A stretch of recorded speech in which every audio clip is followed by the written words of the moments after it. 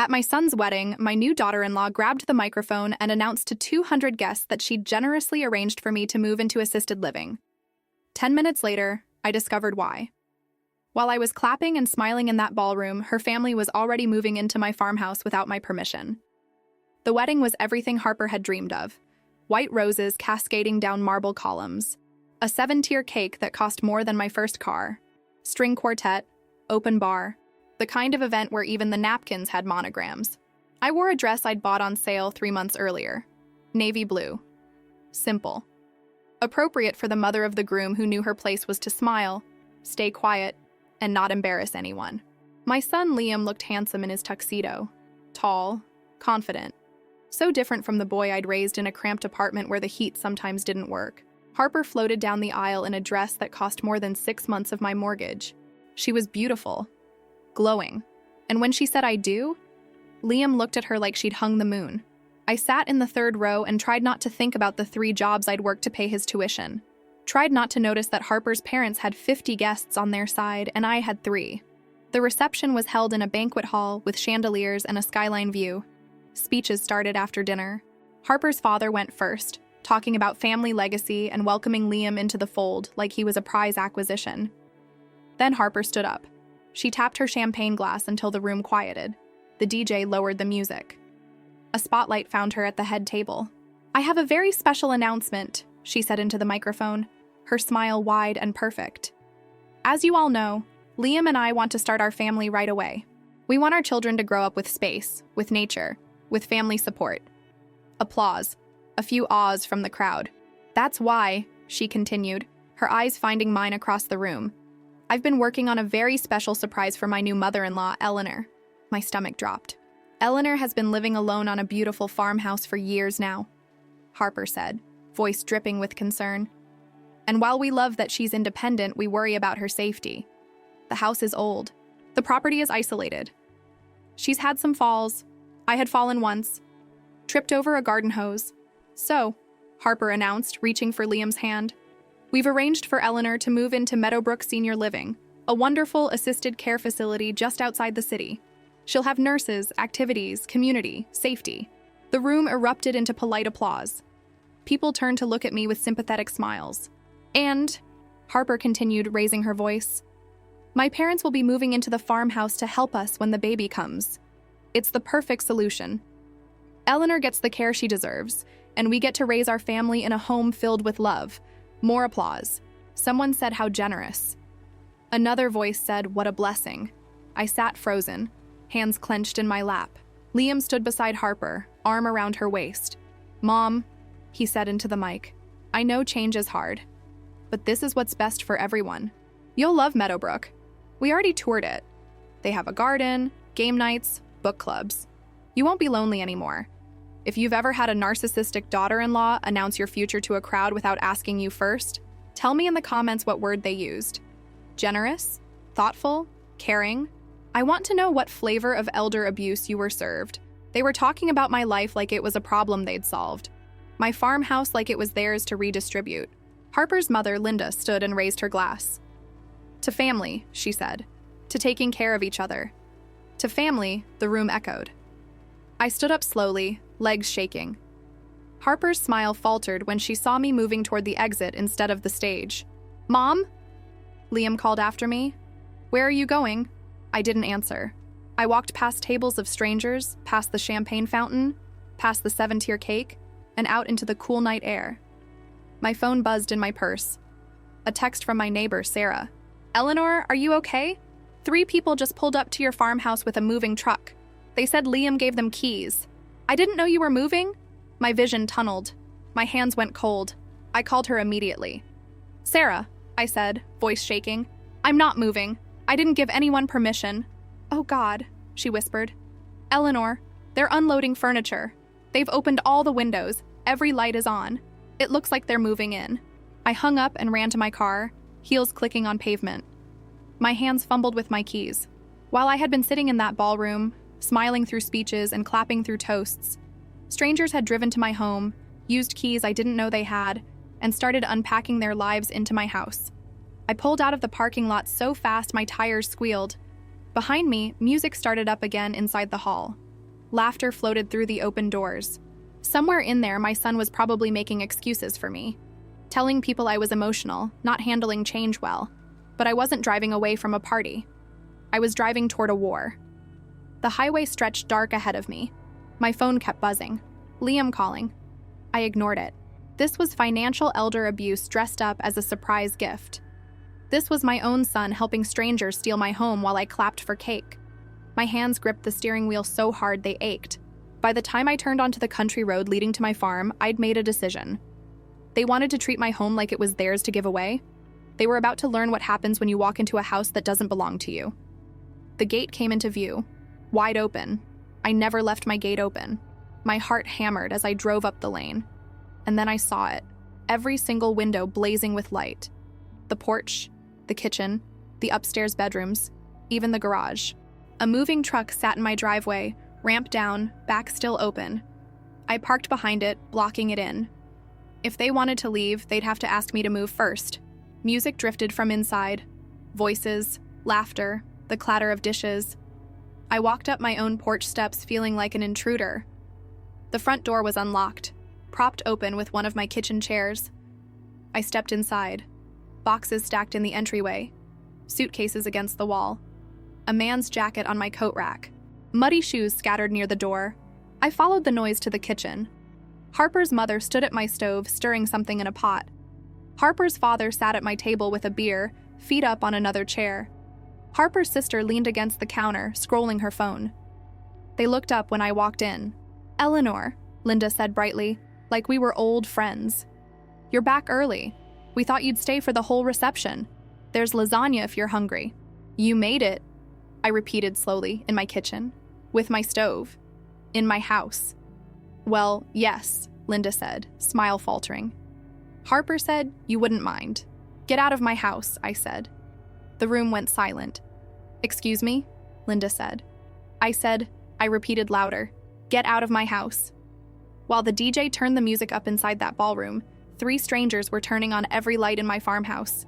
I was about to walk into my own home as an intruder, but only one of us had the deed. The silence in my kitchen was thick enough to choke on.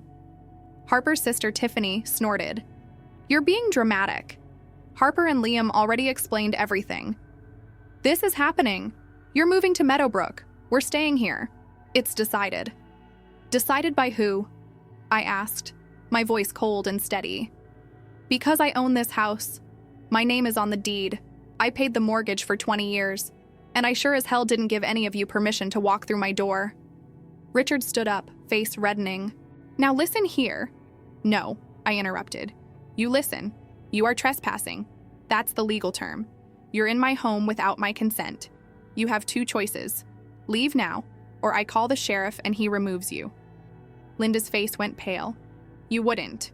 Harper said. "I don't care what Harper said," I replied. "Harper doesn't own this house. Neither does Liam. I do. And you're leaving." "This is insane," Tiffany snapped. "Where are we supposed to go? It's almost midnight." "That's not my problem," I said. "You chose to come here without asking. You can choose to leave before the police arrive." Richard's jaw clenched. "Liam is going to hear about this." "Good," I said. "Tell him. Tell him his mother came home to find 3 strangers cooking in her kitchen. Tell him she said leave and you refused. Let's see how that conversation goes." Linda tried a softer approach. "Eleanor, please, be reasonable. We have nowhere else to go tonight. Can't we just talk about this in the morning? We're family now." "Family asks permission," I said. "Family respects boundaries. You ambushed me at my son's wedding and moved into my house while I was clapping. That's not family. That's theft." "Just a house," Tiffany muttered. "Let me tell you about this just a house," I said quietly. I worked 3 jobs after my husband died to keep a roof over my son's head. I scrubbed office toilets at midnight to pay for textbooks. I sold pies at farmers' markets in the freezing cold to save for this land. This house is 30 years of sacrifice. Every birthday I worked through. Every vacation I never took. This is my freedom. My proof that I survived. I paused. "So no, it's not just a house. It's my life. And you don't get to walk in and take it." The room was silent. "You have 10 minutes to grab essentials and leave," I said, pulling out my phone. "The rest you can get tomorrow with my permission." If you're still here in 11 minutes, I'm calling 911. I set a timer and pressed start. For 9 minutes and 40 seconds, I stood in my kitchen and watched them scramble. Suitcases dragged downstairs, boxes shoved into the truck, angry whispers. When the timer hit 0, they were by the truck, glaring at me from the driveway. "We'll be back tomorrow," Richard said. "With my permission, during daylight hours," I replied. "Or not at all." Their truck pulled away, taillights disappearing down the lane. I stood on the porch until I couldn't see them anymore.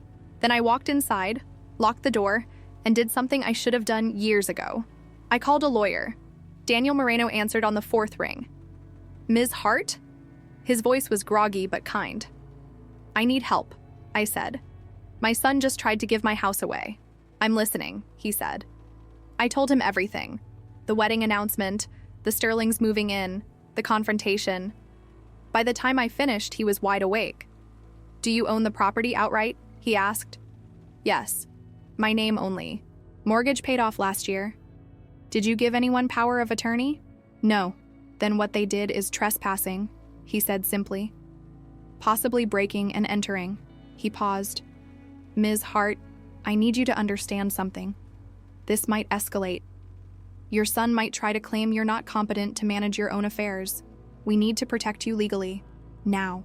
If you're over 50 and someone in your family is already planning your future without asking you, listen carefully.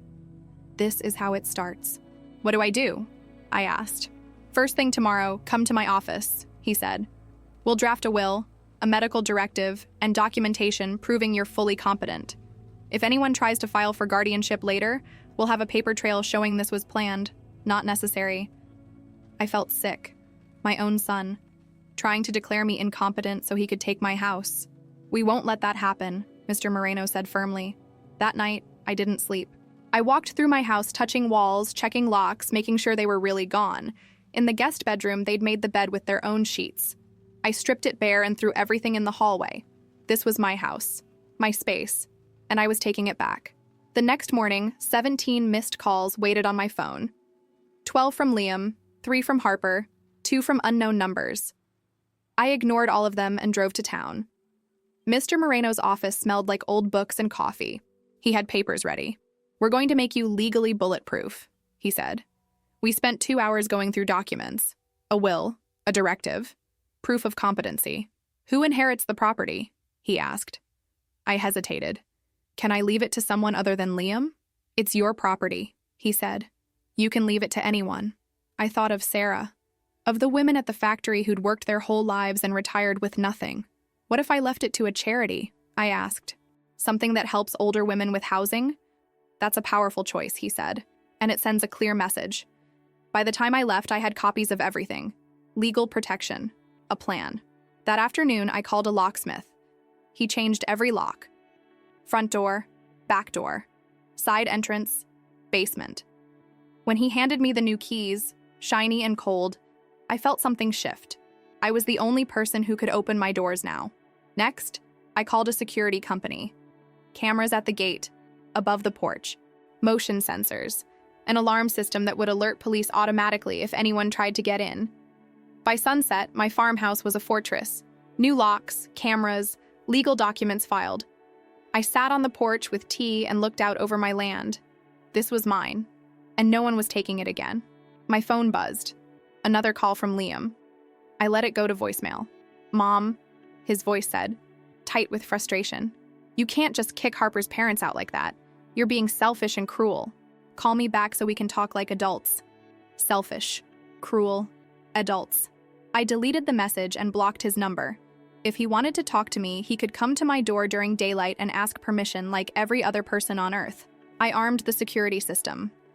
The panel beeped twice. A red light glowed. For the first time in weeks, I slept through the night. 3 days later, they came back. I was in the garden when my phone chimed. Motion detected at front gate. I checked the camera feed. A silver SUV at the gate. The Sterlings. I watched Richard get out and try to open it. The new padlock held firm. He rattled it, then pulled out his phone. My phone rang. Unknown number.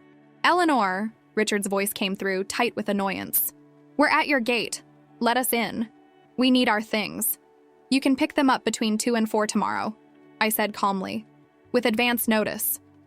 We're here now, he snapped. Open the gate. No, I replied. If you're still there in 5 minutes, I'm calling the sheriff. I watched the camera feed. They argued in the SUV for 3 minutes, then backed out and left. I took a screenshot and saved it. That evening, Liam showed up. I saw his car on the camera before I heard the knock.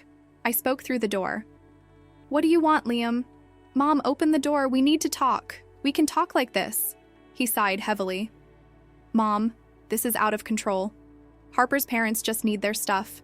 Why are you making this difficult? They can get it tomorrow, between 2 and 4, with notice, I said. Like I told them. Why all the rules? They're family. They're people who moved into my house without asking, I corrected. If they were strangers, you'd call them criminals. You're being unreasonable. I'm being clear, I replied. There's a difference. Silence. Mom, he said finally, voice softer. We made a mistake. We should have talked to you first. But you're blowing this out of proportion. We were trying to help. By taking my house? By giving you somewhere safer, he said. You're alone. You've fallen. The house is old. We were worried. I fell once, I said. That doesn't make me incompetent. We never said that. You announced at your wedding that I was being moved into assisted living, I said, voice rising. You didn't ask. You announced. To 200 people. While your in-laws were unloading furniture into my house. You ambushed me, Liam. He was quiet. I didn't think of it like that, he said finally. Then you weren't thinking of me at all. What do you want from me? He asked, sounding tired. I want you to leave, I said. And understand this. This house is mine. If you ever try to take it again, I will fight you in court and I will win. Mom, do you understand? Yes, he whispered. Good. Now go home. I heard his footsteps retreat. His car starting, gravel crunching. I leaned against the door and closed my eyes. The next afternoon at 2 p.m., the Sterlings returned. I opened the gate remotely and waited on the porch. They loaded boxes without looking at me, worked quickly, silently, angrily. When they finished, Linda paused at the steps. You're going to regret this, she said coldly. When you're old and alone and need help, don't come crying to us. I'd rather be alone in my own house, I replied, than surrounded by people who think I owe them my freedom. She got in the truck without another word. I watched them leave and knew they wouldn't be back. That evening, I called Mr. Moreno. They got their things. It's over, I said. For now, he replied. Keep your documentation. Keep cameras on. If they try anything legal, we're ready. You did good, Ms. Hart, he added. A lot of people wouldn't have fought. After hanging up, I walked through my house. Empty, quiet, mine. I locked the doors, armed the system, made dinner in my own kitchen. For the first time since the wedding, I felt safe. The weeks after were the quietest I'd had in months. No visitors, no calls, just silence stretching peaceful across my days. I fell into a new routine. Morning coffee on the porch, garden work, afternoons fixing small things, a loose floorboard, a squeaky hinge. Every repair felt like reclaiming something. I started going back to the farmer's market on Saturdays. I brought jams from my garden, small loaves of bread, honey from my bees. My table was small, tucked between vegetables and handmade soaps. But it was mine. One Saturday, a woman in her 50s stopped at my table. She picked up strawberry jam, studied the label, looked up. You're Eleanor, right? I nodded. I heard what happened, she said quietly. At your son's wedding. I think you're brave. My daughter tried to get me to sell my house last year, said I couldn't manage anymore. I almost did it. Then I heard your story. I told her no. I'm still in my house. Because of you. She bought 3 jars and squeezed my hand. Thank you. After that, more people came. Word spread. The woman who kicked out her in-laws. The mother who called police on family. The widow who wouldn't give up her farm. Some whispered. Some judged. But more stopped to say thank you. To share their own stories. To admit they'd let family take advantage because they didn't know they were allowed to say no. If you're watching and life has taught you to always say yes, hear this. Your no might be the bravest thing you ever say. I also finalized my will with Mr. Moreno. The farmhouse would go to a local nonprofit helping older women find safe housing. Women like me who'd worked their whole lives and still ended up vulnerable. Are you sure? He asked. Liam is your only child. I'm sure, I said. This house is my legacy. I want it to help women who need it, not reward someone who tried to take it from me. He nodded and filed the papers. On what would have been my 38th anniversary with James, I planted an oak tree in the front yard. Young, strong, built to last. James, I said quietly, I finally did it. I finally have something no one can take. The wind rustled the leaves. One evening, Sarah came over with casserole and wine. You've been too quiet, she said. I wanted to check on you. We sat on the porch while the sun set. Do you miss him? She asked carefully. Liam? Every day, I admitted. I miss the boy he was. But the man who tried to take my house? I don't know if I ever knew that person. You did the right thing, Sarah said. I know. But knowing doesn't make it easier. She poured more wine. For what it's worth, you're the strongest woman I know. I'm not strong, I said. I'm just tired of being weak. That night, after Sarah left, I walked through my house, touching walls, running my hand along door frames. This was mine. And it would stay mine until I decided otherwise. Not because Liam allowed it. Not because Harper approved. Not because the Sterlings agreed. Because I earned it. I fought for it. I won. The security system beeped as I armed it. Cameras watched the darkness. New locks held firm. For the first time in my life, I felt like I wasn't just surviving. I was living. On my terms. And if that made me selfish in their eyes, I'd rather be selfish and safe than generous and homeless. 6 months after the wedding, I saw Liam again. I was at the farmer's market, arranging apple butter jars, when I looked up, and there he was. Standing a few feet away, hands in pockets, looking uncertain. He'd lost weight, shadows under his eyes. He looked older, tired. Mom, he said quietly. Liam, I replied, can we talk? I hesitated. Part of me wanted to say no, to protect my peace. But another part, the part that still remembered rocking him through nightmares, couldn't turn him away completely.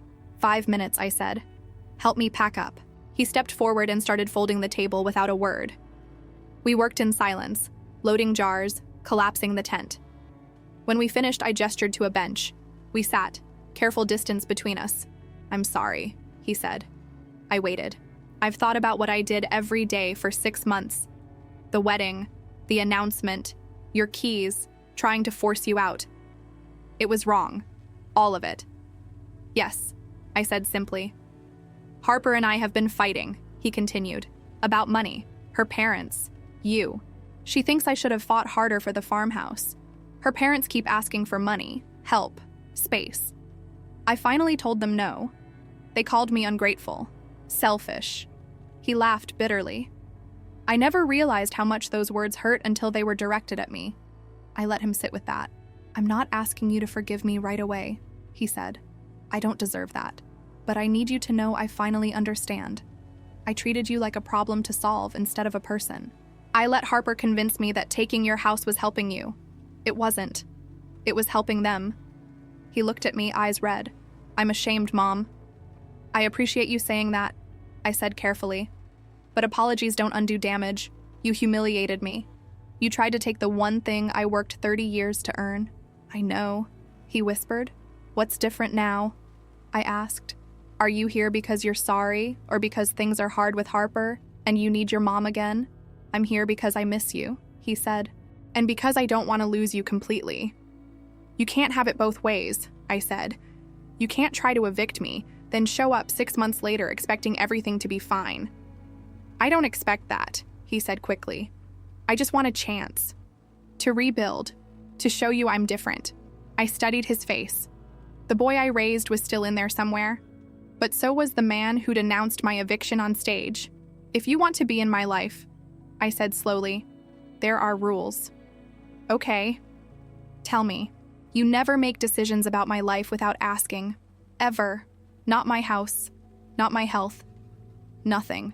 He nodded. You don't bring Harper or her family here without permission. If they ask about my property, you say that's my mother's decision, not mine. Understood.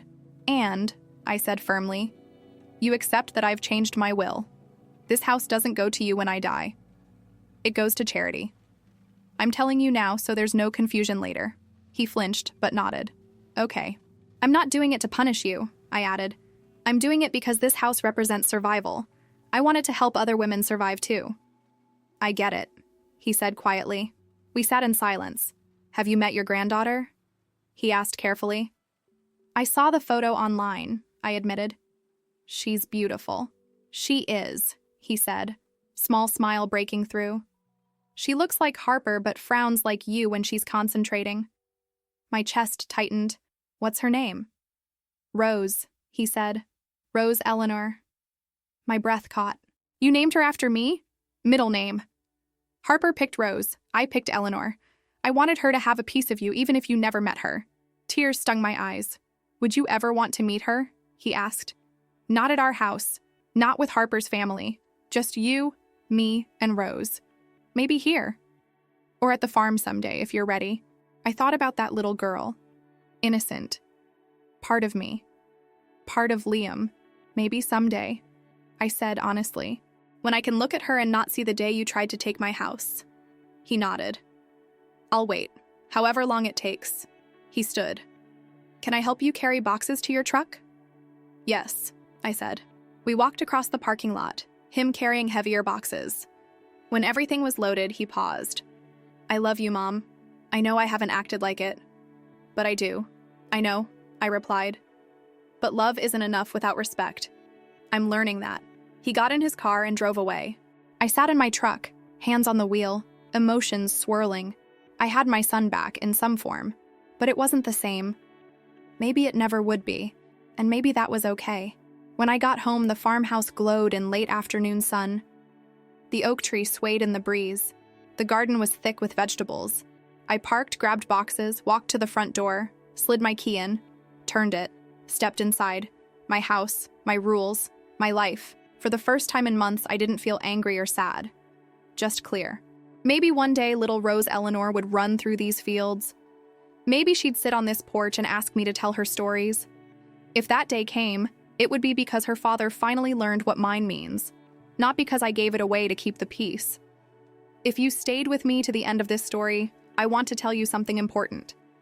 This isn't just about a farmhouse. It's about every woman who's been told that setting boundaries makes her selfish, that saying no makes her cruel, that protecting what she earned makes her ungrateful. For 30 years, I said yes to everything. Yes to overtime. Yes to sacrifice.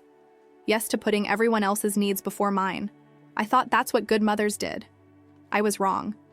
Good mothers teach their children that love has limits, that generosity doesn't mean self-destruction, that you can care about someone deeply and still tell them no.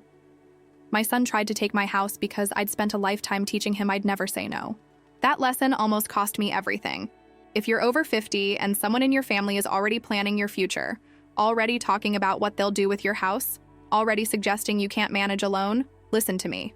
You are not overreacting. You are not being paranoid.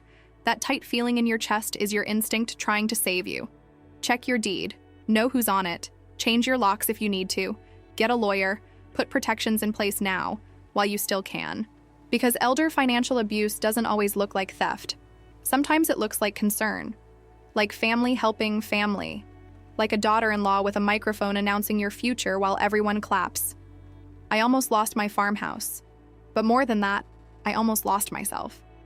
I almost believed the lie that needing space and security at 64 made me selfish.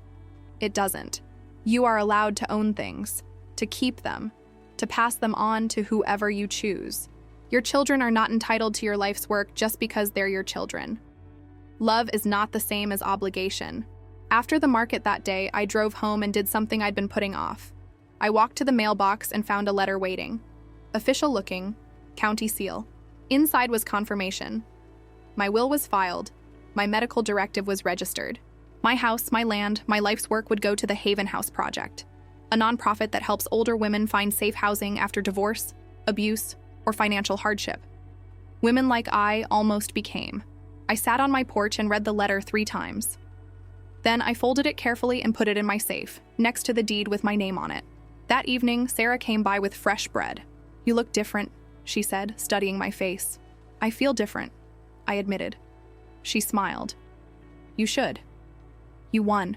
Not just the house. You won yourself back. We sat and watched the sun set over fields I'd planted, fences I'd mended, land I'd earned. My phone buzzed.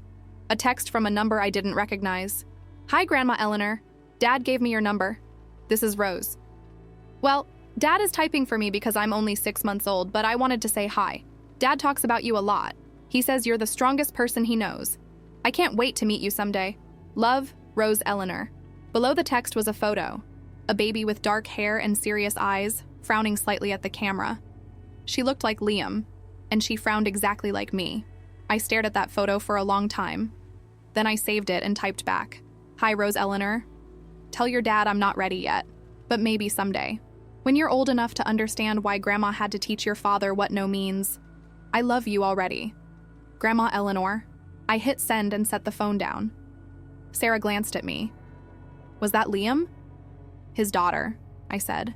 He sent a picture. "Are you okay?" I thought about that. "Yeah," I said. "I think I am. Because here's what I learned. Forgiveness doesn't mean forgetting. Loving someone doesn't mean letting them hurt you. And being a grandmother doesn't require me to hand over the keys to the kingdom. Rose will know me someday, on my terms, in my house when I'm ready. Not because Liam demands it, not because Harper orchestrates it, not because anyone announces it at a party, because I choose it." That night, I locked my doors, armed my system, and walked through my house one more time. Every room told a story. The kitchen where I'd confronted the Sterlings, the bedroom where I'd locked myself in the night they invaded, the porch where I'd stood and watched them leave. This house had been a battlefield. Now it was a sanctuary again. And when I die, it will become a refuge for other women who need what I needed. A locked door, a deed with their name, a place no one can take.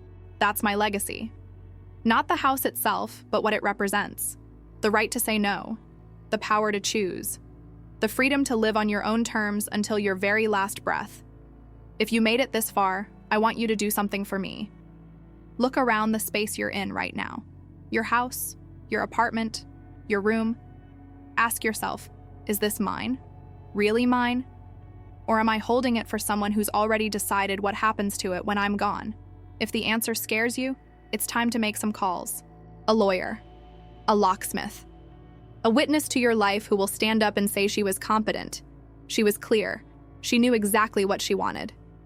Because your life is not a consolation prize for someone else's plans. Your home is not a family resource. And your future is not something that gets decided at a wedding reception while you clap for cake. So tell me in the comments, what would you have done if you were in my shoes? Would you have packed quietly? Or would you have stood on your porch and told 3 strangers to get out of your house? Because sometimes, the bravest thing a mother, a grandmother, a woman can do is finally say no. This house is mine, and mean it. My name is Eleanor. I'm 64 years old. I own a farmhouse free and clear. And nobody, not my son, not my daughter-in-law, not anyone, will ever take it from me again. This is my story. But if it sounds like yours, maybe it's time to write your own ending. One where you keep what you earned, and you live how you choose, until the very last day.